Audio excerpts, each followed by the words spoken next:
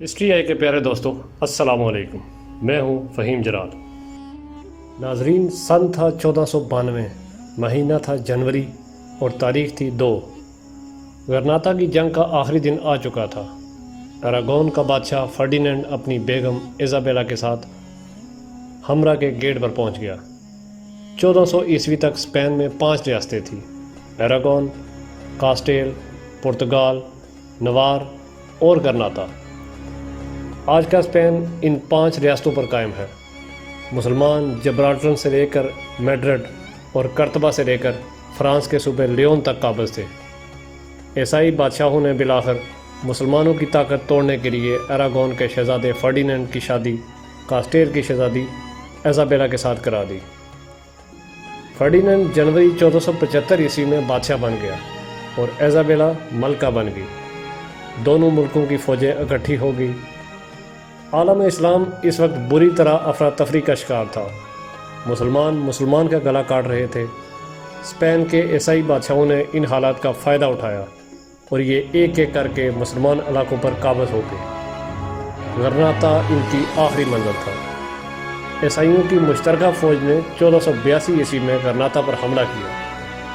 جنگیں شروع ہوئی، 10 سال تک چلتی رہی۔ مسلمان آہستہ آہستہ مار کھاتے رہے، یہاں تک کہ 1491 عیسوی میں اسپین کے آخری مسلمان فرمانروا ابو عبداللہ محمد کی بادشاہت غرناطہ اور اس کی جادوئی محل الحمرا تک محدود ہو کر رہ گئے۔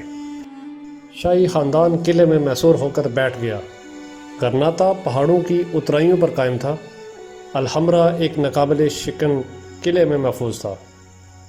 قلعے کے گرد پہاڑوں کے دامن میں دریا بہتا تھا۔ یہ دریا آج بھی موجود ہے، لیکن اب یہ مسلمانوں کے ہجر میں ایک چھوٹا سا نالہ بن چکا ہے۔ ناظرین گرامی، عیسائی فوجیوں نے قلعے کا محاصرہ کر لیا۔ محاصرہ طول پکڑ گیا۔ اس دوران مذاکرات ہوئے۔ مذاکرات کے آخر میں مسلمانوں کے آخری بادشاہ نے غرناطہ کی سلطنت اور الحمرا کے قلعہ 2 شرطوں پر حوالے کرنے کا عندیہ دے دیا۔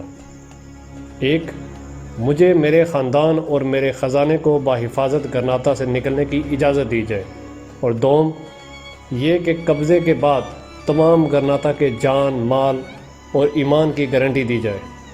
عیسائی بادشاہ اور ملکہ نے یہ دونوں شرائط فوراً مان لی۔ ابو عبداللہ محمد نے اپنے آباء و اجداد کی قبریں کھودی، ان کی ہڈیاں نکالی، صندوقوں میں بھری، خزانہ اکٹھا کیا، خاندان کو ساتھ لیا اور الحمرا کی چابیاں لے کر الحمرا کے گیٹ پر آ گیا۔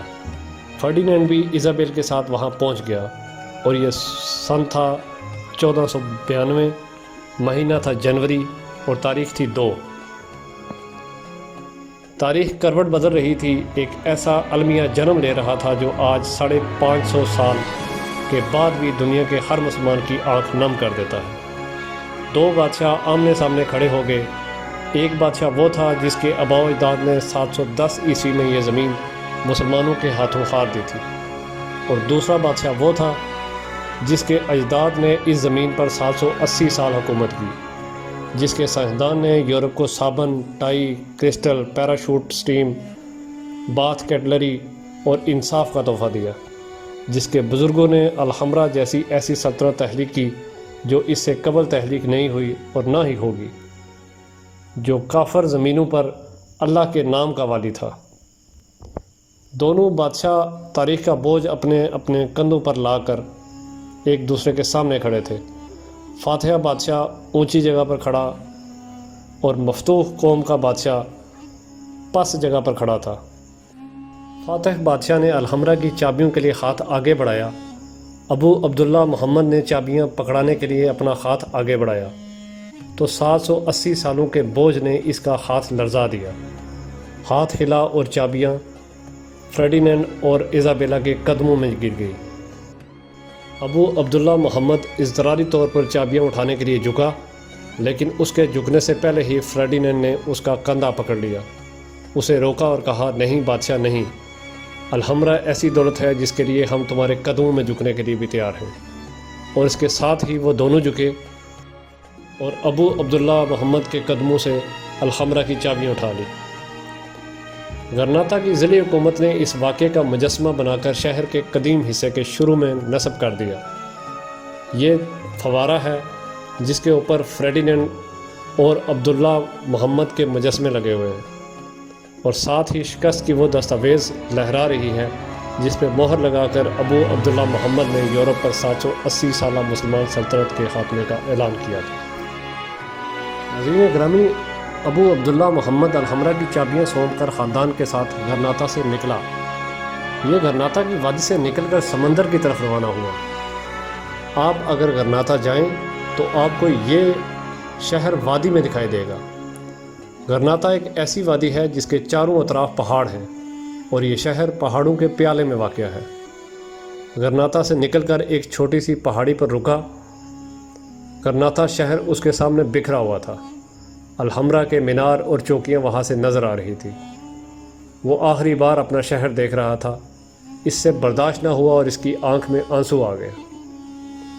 اس کی جہاں دیدہ ماں پاس کھڑی تھی۔ ماں نے غصے سے بیٹے کی طرف دیکھا اور وہ تاریخی فقرہ بولا جو آنے والے دنوں میں محاورہ بن گیا۔ ماں نے کہا کہ بیٹا، جس سلطنت کی تم مردوں کی طرح حفاظت نہیں کر سکے، اب اس کے لیے عورتوں کی طرح آنسو مت بہاؤ۔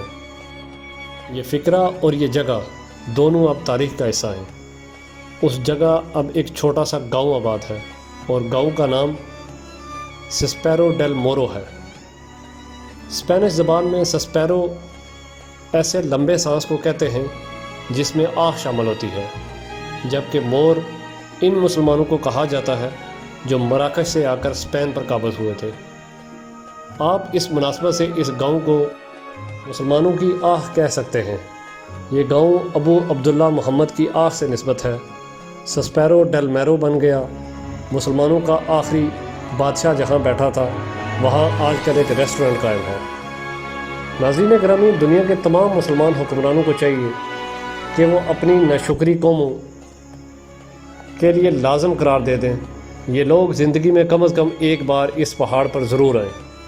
یہاں سے غرناطہ دیکھیں اور اس کے بعد دنیا کی شفاف حقیقت کو محسوس کریں، جو چیخ چیخ کر دنیا کے ہر شخص سے کہہ رہی ہے کہ لوگ اور فوجیں جب کمزور ہوتی ہیں تو ان کے پاس عورتوں کی طرح آنسو بہانے اور ہارے ہوئے مردوں کی طرح آہیں بھرنے کے سوا کچھ نہیں بچتا۔